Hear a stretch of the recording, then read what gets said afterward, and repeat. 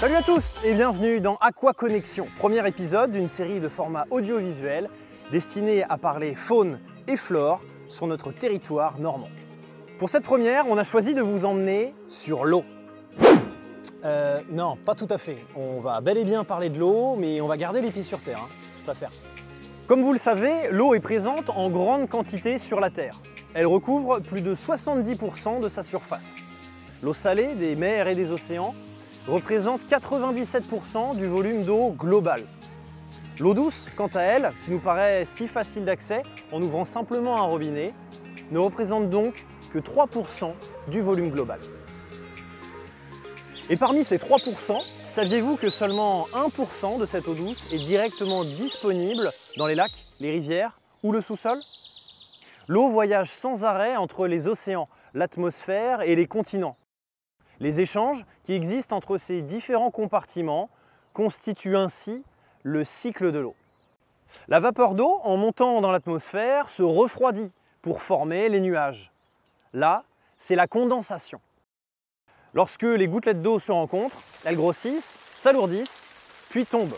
Ce sont les précipitations qui regroupent la pluie, la grêle et la neige. Les océans reçoivent ainsi près de 80% des précipitations. Mais alors, que deviennent les précipitations reçues par les continents? Voyons ça de plus près. 64% de l'eau s'évapore à nouveau. 25% ruisselle jusqu'aux rivières et fleuves, puis retourne à la mer. 11% s'infiltre dans le sol et alimente ainsi les nappes et rivières souterraines. L'eau circule lentement à travers les pores de la craie ou plus rapidement grâce aux failles et aux fissures. La craie est donc une roche perméable qui laisse passer l'eau. Sur son chemin, l'eau peut se charger en éléments polluants provenant par exemple d'activités agricoles comme les engrais de pesticides utilisés dans les champs. Également les activités industrielles comme les produits chimiques ou métaux lourds, ou encore les activités domestiques comme les bactéries, virus, produits vaisselle ou résidus de peinture. Quand tous ces polluants arrivent à la mer, ils peuvent être source de contamination à la fois pour les poissons et les crustacés, mais également source de pollution pour les eaux de baignade. Et d'ailleurs, saviez-vous qu'une moule peut filtrer jusqu'à 7 litres d'eau par heure pour se nourrir? C'est dingue! La moule est gourmande. Elle se nourrit de plancton, mais concentre aussi dans sa chair certains polluants contenus dans l'eau de mer.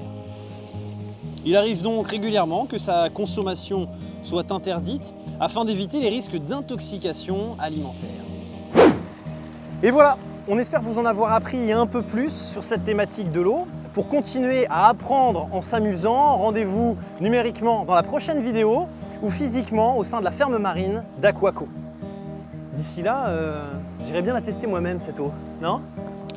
À bientôt à Aquaco.